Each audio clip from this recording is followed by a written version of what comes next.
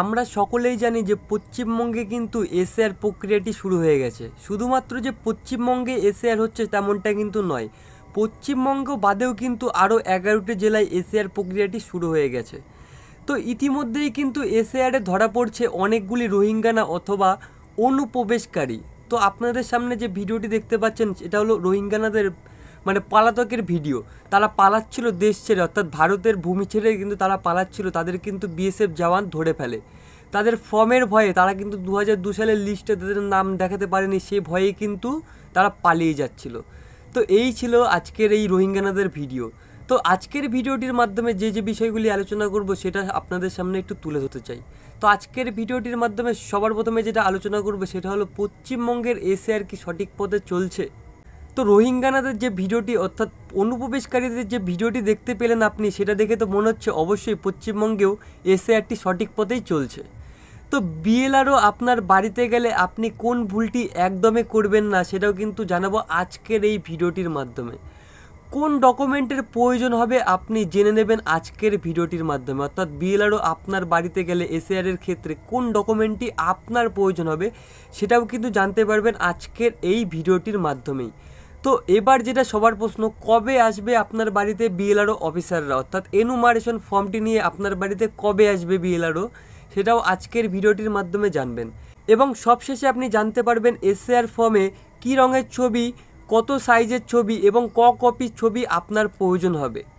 তো যাই হোক, বেশি কথা না বাড়িয়ে চলুন ভিডিওটি শুরু করা যায়। রোহিঙ্গানা অথবা অনুপ্রবেশকারীদের পলাতকের ভিডিও দেখে কিন্তু মনে হচ্ছে যে পশ্চিমবঙ্গের এসএআর কিন্তু সঠিক পথেই চলাচল করছে। তো দ্বিতীয় প্রশ্ন যেটা ছিল আপনাদের, বিএলআরওরা কবে থেকে আপনার বাড়িতে আসবে। তো আপাতত যে কবে আপনার বাড়ি আসবে সেমন কোনো আপডেট নেই। তো এখানে বলছে যে তোমার হলো মঙ্গলবার থেকে, যে গত মঙ্গলবার থেকে কিন্তু এসএআর প্রক্রিয়াটির জন্য প্রত্যেকটি বাড়িতে কিন্তু বিএলআরওরা যাচ্ছে। প্রতিটি বাড়িতে কিন্তু তিন বার করে যাবে বিএলআরও।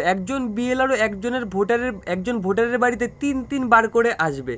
তো এই কয়দিন অর্থাৎ 4 নভেম্বর থেকে 4 ডিসেম্বর পর্যন্ত আপনি বাড়ি ছেড়ে না বেরোনোর জন্য অনুরোধ করছি আপনাদের সকলকে।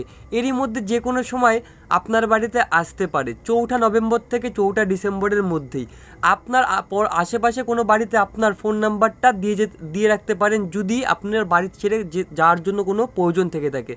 তাহলে আপনার বাড়িতে যদি কোনো মতে ইনকোয়ারিতে আসে, অবশ্যই তারা সহৃদয় ব্যক্তি কিন্তু আপনাকে ফোন করে আপনার বাড়িতে ডেকে নিতে পারবে।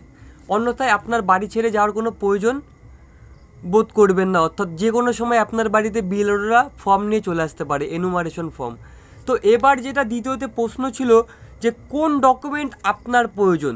দেখুন, 2002 সালের যে লিস্ট রয়েছে সেটাতে যদি আপনার নাম না থেকে থাকে, 2002 সালের লিস্টে যে যদি আপনার অথবা আপনার বাবা মার নাম না থেকে থাকে, সেক্ষেত্রে আপনি কিন্তু কোন সাইডটা ফিল আপ করবেন সবার আগে আপনাকে দেখছি। ফর্ম তো ফিল আপ দেখিয়েছি, ফর্মের কোন সাইডটা আপনি ফিল আপ করবেন সেটা সবার আগে আপনাদেরকে দেখাতে চাই।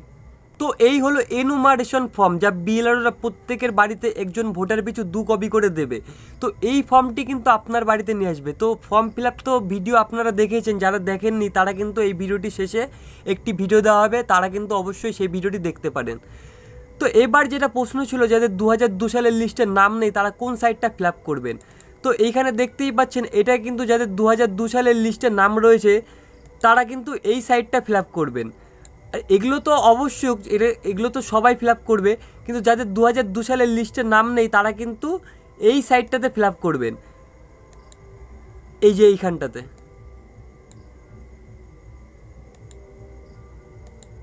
এই জায়গাটা যাদের 2002 সালের লিস্টে নাম নেই তারা কিন্তু এই জায়গাটা ফিল আপ করবেন।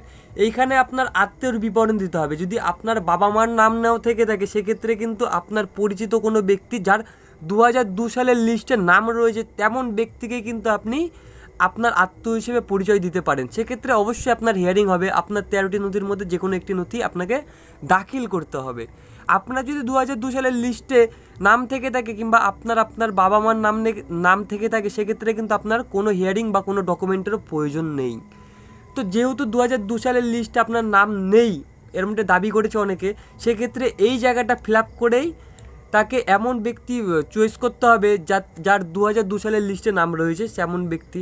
সেখানে নাম লিখতে হবে, এপিক নাম্বার, আত্মীয়ের নাম, সম্পর্ক কী এখানে সম্পর্ক লিখে দিতে হবে আপনারা। তার মধ্যে তার জেলা, রাজ্যের নাম, বিধানসভা ক্ষেত্রের নাম্বার, বিধানসভা ক্ষেত্রের নাম, এখানে সব কিছু লিখলে পরেই কিন্তু ফর্মটি ফিল আপ কমপ্লিট হবে। তো যাই হোক, এরপরে আমরা আলোচনা করব যে আপনার কোন ডকুমেন্টটি প্রয়োজন হবে। তো যদি ভোটার লিস্টে 2002 সালের ভোটার লিস্টে আপনার নাম না থেকে থাকে এবং বিএলআরও আপনার বাড়িতে এসে থাকে, সেক্ষেত্রে আপনার কিন্তু যে ডকুমেন্টগুলি প্রয়োজন হবে সেটা হলো এইখানে উল্লেখ করে দিয়েছে, সেগুলো আপনি দেখতেই পারেন। তো এইখানে বলছে কি কি ডকুমেন্ট আপনার প্রয়োজন হবে, অর্থাৎ কি কি ডকুমেন্ট আপনার লাগবে। নিজের নাম ভোটার তালিকায় রাখতে চাইলে এইগুলি অবশ্যই সঙ্গে রাখুন। তার মধ্যে থাকবে কেন্দ্রীয় সরকার, রাজ্য সরকার, রাষ্ট্রায়ত্ত সংস্থার কোনো পরিচয়পত্র, এছাড়া অবসরপ্রাপ্ত পেনশন পেমেন্ট অর্ডার দেখাতে পারেন আপনি। তো বোঝা গেল এইখানে, এই তো সহজ সরল পদ্ধতিতে আপনাদেরকে বোঝানো হচ্ছে। এখানেই কিন্তু শেষ নয়, আপনি কিন্তু এটাও দেখাতে পারেন 1/7/1978 সালের আগে সরকার, স্থানীয় কর্তৃপক্ষ, ব্যাংক, পোস্ট অফিস, ভারতীয় জীবন বীমা নিগম, রাষ্ট্রায়ত্ত সংস্থা থেকে দেওয়া যে কোনো পরিচয়পত্র, শংসাপত্র বা নথি, উপযুক্ত কর্তৃপক্ষ কর্তৃক প্রদত্ত জন্মের শংসাপত্র বা বার্থ সার্টিফিকেটও কিন্তু আপনি দেখাতে পারেন। অন্যথায় পাসপোর্ট আপনি দেখাতে পারেন। পাসপোর্ট কিন্তু সকলের থাকে না, যদি আপনার থেকে থাকে তাহলে তো কোনো কথাই নেই। স্বীকৃত সদস্য বিদ্যালয়ের দেওয়া ম্যাট্রিকুলেশন সার্টিফিকেট বা শিক্ষাগত যোগ্যতা শংসাপত্র। তো আপনি যদি এইচএস দিয়ে থাকেন সেক্ষেত্রে কিন্তু আপনি সার্টিফিকেটও কিন্তু শো করাতে পারেন। রাজ্যের দেওয়া স্থায়ী বাসস্থানের শংসাপত্র, বনভূমি অধিকারিক শংসাপত্র। তো বোঝা গেল যারা বনে বাস করে, অর্থাৎ যারা ফরেস্টে থাকে, তাদের কিন্তু বনভূমির তরফ থেকে কিন্তু একটি শংসাপত্র বা সেখানে থাকার জন্য একটি তোমার যে একটি সার্টিফিকেট দেওয়া হয়, সেই সার্টিফিকেটটা কিন্তু তারা দাখিল করতে পারে। উপযুক্ত কর্তৃপক্ষের তরফে দেওয়া অনগ্রসর সম্প্রদায়, তপশিলি জাতি, উপতপশিলি জাতি, অন্যান্য কোনো জাতিগত শংসাপত্র, অর্থাৎ আপনার কাস্ট সার্টিফিকেটও কিন্তু আপনি দাখিল বা শো করতে পারেন।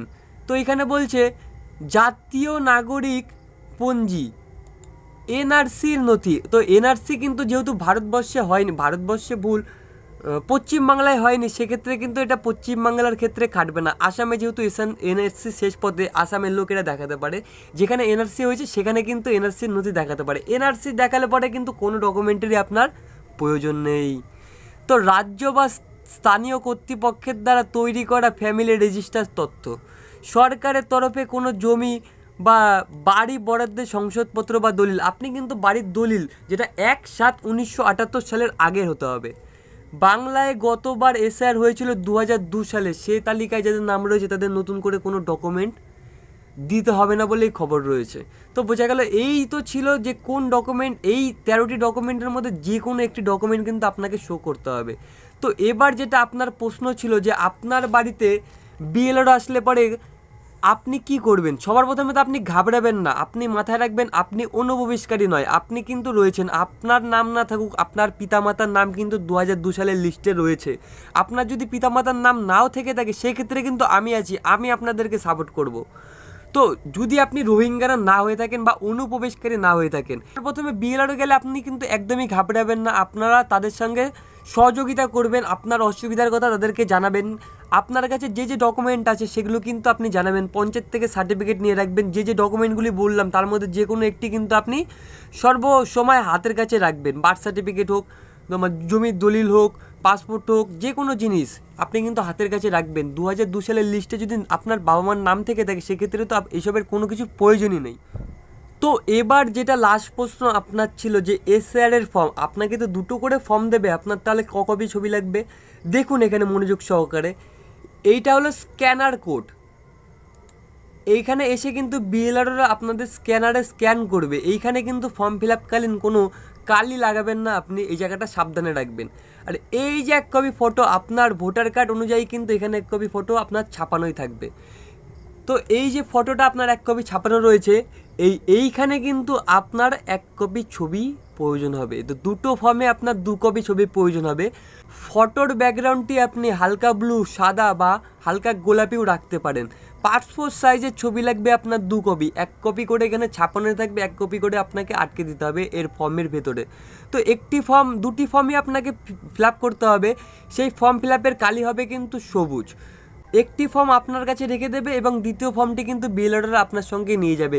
তো এই নভেম্বর 4 থেকে ডিসেম্বর 4 পর্যন্ত আপনারা যত সম্ভব বাড়ি ছেড়ে কোথাও যাবেন না।